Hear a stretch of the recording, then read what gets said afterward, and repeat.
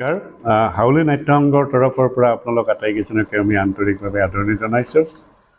আমি আজি ইয়াত সমবেত হোৱাৰ কাৰণটো হ'ল যে আপোনালোকে জানে হাউলি অঞ্চলত নাট্য চৰ্চাৰ এক গৌৰৱ উজ্জ্বল ইতিহাস আছে।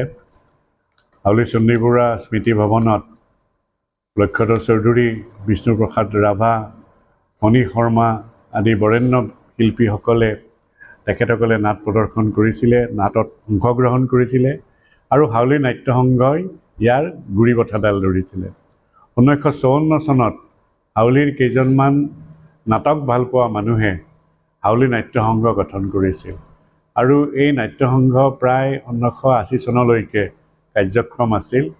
কিন্তু পৰৱৰ্তী সময়ত যিসকলে গুৰি ধৰিছিল তেওঁলোকৰ বহুতৰেই বিয়োগ হোৱাত, বহুতৰে শাৰীৰিক অসুস্থতা হোৱাত এইটো হাউলি নাট্য সংঘ এই ম্লান হৈ যায় আৰু প্ৰায় স্তব্ধ হৈ যোৱাৰ নিচিনা হয়। এতিয়া আমি তেওঁলোকৰ যিসকল বংশধৰ আছোঁ আৰু হাউলিৰ যিসকল হাউলিৰ নতুন চাম পুৰণি চামে নাটকক ভাল পায়, সেই সকলোৱে আমি লগ হৈ আমি নাট্য সংঘক আৰু পুনৰুজ্জীৱিত কৰিছোঁ।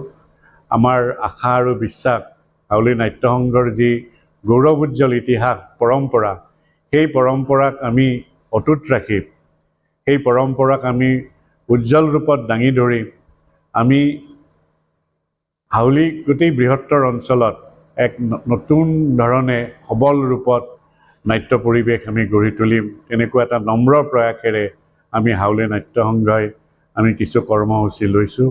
আমাৰ প্ৰথম কৰ্মসূচীটো হ'ল যে অহা 11, 12, 13 এপ্ৰিলত আমি 3দিনীয়া কাৰ্যসূচীৰে হাউলি নাট সমাৰোহৰ আয়োজন কৰিছোঁ।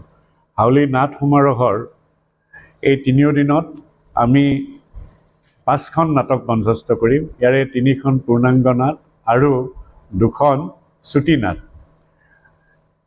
চুটি নাটখন মঞ্চস্থ কৰিব হাউলি নাট্য সংঘৰ বেনাৰত অনুৰাধা শৰ্মা পূজাৰীৰ এটি গল্পৰ আধাৰত ৰচিত নাট দাগ। আকৌ চুটি নাট আনখন নাট হৈছে হাউলি নাট্য সংঘৰেই দলাগাঁৱৰ শিল্পীসকলে পৰিৱেশন কৰিব। এইখনৰ ৰচনা আৰু পৰিচালনা নিপেন দাসৰ।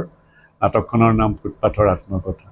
ইয়াৰ উপৰি আন 3খন নাট এখন মৈৰামাৰা চতুৰ্ভুজ নাট্য সমাজে পৰিৱেশন কৰিব, এখন পৰিৱেশন কৰিব কালজাৰ সাংস্কৃতিক গোষ্ঠীয়ে, আনখন পৰিৱেশন কৰিব পৰা ভাৰাল মিলন নাট্য সমিতিয়ে। চতুৰ্ভুজ নাট্য সমাজৰ পূৰ্ণাংগ নাটখন হ'ল লংকাবিহীন ৰাৱণ।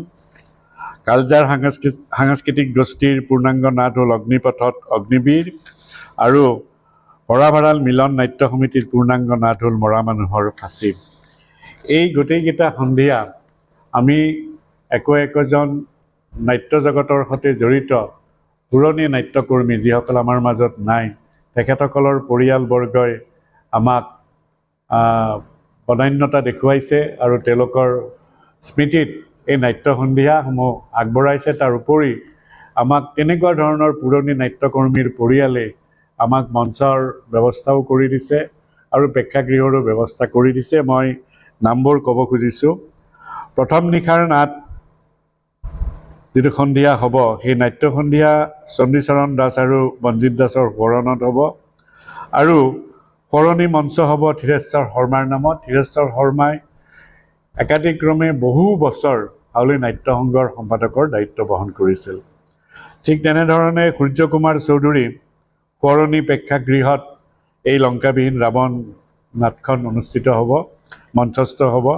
দ্বিতীয় দিনা হ'ব ধনাৰাম দাসৰ সোঁৱৰণত সত্যেন পাঠক আৰু অকণ পাঠক। আপোনালোকে জানে ধনাৰাম দাস নিজেই নাট্যকৰ্মী আছিল আৰু তেওঁৰ পত্নী অঞ্জলি দাস চৌধুৰী বাইদেউ তেখেতো হাউলিত সাংস্কৃতিক যিটো ক্ষেত্ৰ, এই ক্ষেত্ৰখনত তেখেতসকলৰ এটা বৃহৎ অৱদান আছে। তেওঁৰ স্মৃতিত ধনাৰাম দাসৰ সোঁৱৰণত প্ৰথম নাট্যসন্ধিয়া, তৃতীয় নাট্যসন্ধিয়া সত্যেন্দ্ৰ পাঠক আৰু অকণ পাঠক সোঁৱৰণী মঞ্চ হ'ব আৰু উত্তম দাস সোঁৱৰণী প্ৰেক্ষাগৃহ, সিদিনাখন উত্তম দাসৰ নামত আমি প্ৰেক্ষাগৃহটি আমি অৰ্পিত কৰিম। ঠিক তেনেধৰণে তৃতীয় নিশাৰ যিটো নাট্য সন্ধিয়া, সেইটো হ'ব ডাক্তৰ দেৱেন দাস আৰু ৰাজমোহন চৌধুৰীৰ সোঁৱৰণত। দুয়োগৰাকীয়ে নাট্য সংঘৰ সৈতে ওতঃপ্ৰোতভাৱে জড়িত আছিল।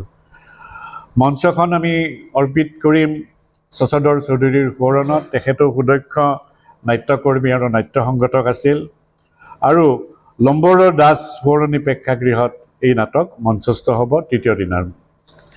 এইখিনি আমাৰ পৰিকল্পনা। আমি ভাবিছোঁ যে হাউলিত এটা নাট্য পৰিৱেশ সৃষ্টি হ'ব লাগে।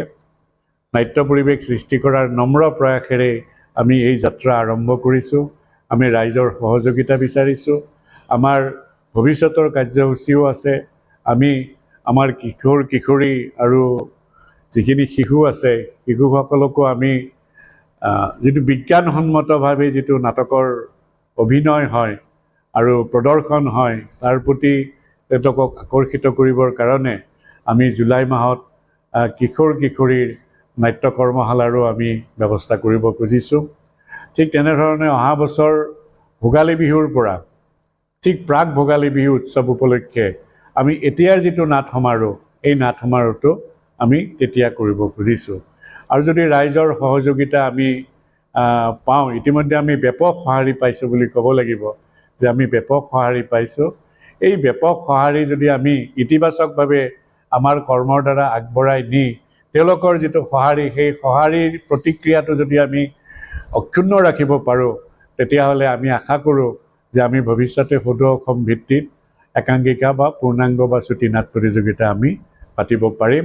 আপোনালোকৰ যিসকল অলপ পুৰণি মানুহ, আমাৰ যিসকল অলপ পুৰণি মানুহ তেওঁলোকৰ এইটো কথা মনত আছে যে প্ৰায় 50 বছৰমান আগতে হাউলিত একাংকিকা নাটৰ বাৰ্ষিক সমাৰোহ হৈছিল, প্ৰতিযোগিতা হৈছিল আৰু অসমৰ বিভিন্ন প্ৰান্তৰ প্ৰতিযোগী দলে ইয়াত অংশগ্ৰহণ কৰিছিল। আজিৰ বহুত প্ৰতিষ্ঠিত বয়সীয়াল অভিনেতাই সেই সময়ত হাউলি চণ্ডী বৰুৱা স্মৃতি ভৱনৰ মঞ্চত অনুষ্ঠিত হোৱা এই প্ৰতিযোগিতাত অংশগ্ৰহণ কৰিছিল। গতিকে আমি তেনেকুৱা এটা পৰিৱেশ নাট্য সংঘই সেই সময়ত যিটো পৰিৱেশ